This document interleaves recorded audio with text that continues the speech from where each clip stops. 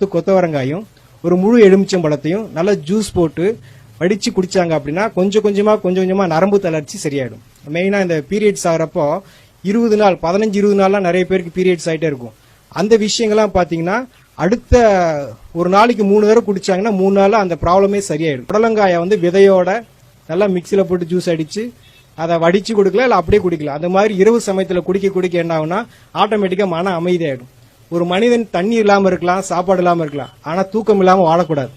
அந்த மாதிரி தூக்கமின்மையை வந்து மிக அற்புதமான முறையில எந்த விதமான செலவு இல்லாம, பெரிய அளவுல செலவு இல்லாம, மிக எளிய முறையில சைடு எஃபெக்ட் இல்லாம குணப்படுத்துறதா இது புடலங்காய்.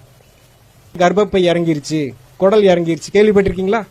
இதெல்லாம் நம்ம கேள்விப்பட்டிருக்கிறோம். அப்ப அந்த உடம்புல இருக்கிற தசைகள் வந்து ஸ்ட்ரென்த் கிடையாது. இப்போ இந்த ஏதோ ஒரு பொருளை பிடிச்சி தூக்குனா அதுக்கு வந்து பலம் வேணும் இல்லையா? அந்த பலம் இல்லாதனால அதெல்லாம் இறங்குது. ஸோ உடம்ப ஸ்ட்ரென்த் பண்றதுக்கு, தசைகளை ஸ்ட்ரென்த் பண்றதுக்கு என்ன காய்னா அரசாணிக்காய்.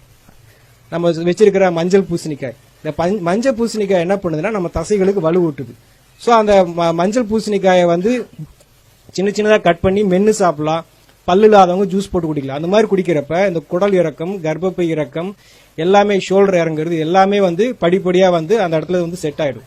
கோவக்காய் என்ன பண்ணுதுன்னா கொஞ்சமா அந்த கெட்ட கொழுப்பை உடம்புல இருந்து நீக்கி அந்த ட்ரைகிளிசரைடு, எல்டிஎல் இதெல்லாம் வந்து கொஞ்சமா நீக்கி உடம்பு வந்து சுத்தமா வச்சுக்கும். ஃபேட்டி லிவர் சொல்லுவாங்க. அதெல்லாத்தையும் கூட இந்த கோவக்காய் வந்து மிக அற்புதமான முறையில் சரி பண்ணிடும்.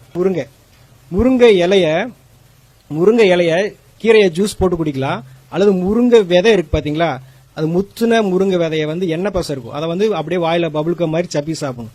இது மாதிரி பண்ணிட்டு வர எப்பேற்பட்ட எவ்வளவு காலமான நீண்ட கிரானிக்கா இருக்கக்கூடிய ஆஸ்துமா வீசிங் கூட சரியா. முருங்கை கீரையும் முருங்கை விதையும் சேர்க்க சுவாசத்தினுடைய ஃப்ரெஷ்னஸ், ஏன்னா உடம்புல சுவாசம் ரொம்ப முக்கியம் இல்லையா, அதனால அதுக்கு ரொம்ப முக்கியத்துவம் இருக்குது. முருங்கைனால வந்து எந்த மாதிரி சுவாச சம்பந்தப்பட்ட பிரச்சனைகளும் சால்வ் பண்ண முடியும்.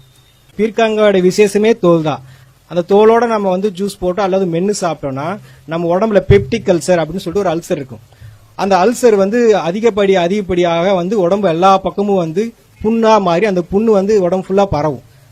அப்ப அந்த புண்ணு எல்லாம் ஆத்துறதுக்கு உடம்புக்கு என்ன வேணும் அப்படின்னா இந்த பீர்க்கங்காய் ஜூஸ். இந்த பீர்க்கங்காயை வந்து மென்னு சாப்பிட ஆட்டோமேட்டிக்கா உடம்புல இருக்கிற புண்ணெல்லாம் ஆறிடும்.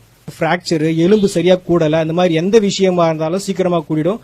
அவங்களுக்கு சர்ஜரி என்பது தேவை இல்லை. நீங்க குடிக்கக்கூடிய அந்த எலுமிச்சம்பழம் ஜூஸ் வந்து சுத்தமா யாருக்குமே பயன்படாது.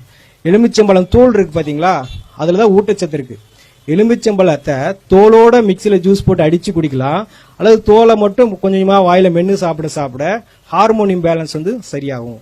நான் சொல்லியிருந்த எந்த விஷயமும் வந்து நிகழ்காலத்தை நீங்க யார் செஞ்சாலும் 100% அது வேலை செய்யும்.